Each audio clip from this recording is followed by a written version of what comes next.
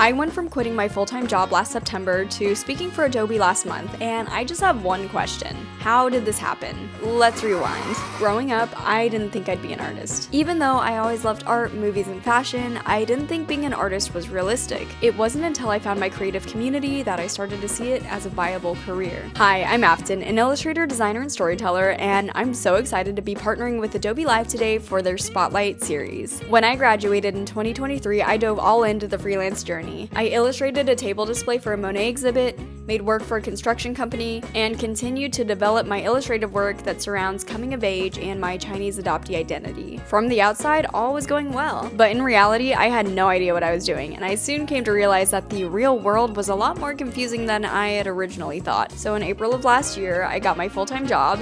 I got to hang out with my BFF, Adobe Illustrator, every single day, and made some pretty cool work. A few months in though, I realized I had no energy for personal projects, and I felt really out of touch with my artwork and myself. So in September, I quit my stable job to go fully freelance again, but this time with the clear goal to develop a system that allows for structured work and unapologetic play. And then after 8 months of figuring things out as I go, Adobe reached out and asked if I could create a 10-minute presentation for their Adobe Create Now event at KC Design Week. I'm so grateful to have had the opportunity to share my work and my process, and I realized that you don't have to know what you're doing to start. I'm in a constant state of figuring it out, and honestly, I think life would be pretty boring if we all knew what we were doing. My biggest piece of advice is to start messy, because honestly, you'll never feel ready, and you'll never know if you like something until you try. Going forward, I'm excited to share my creative journey, and if you would like to figure it out together, you can follow me here, and that's how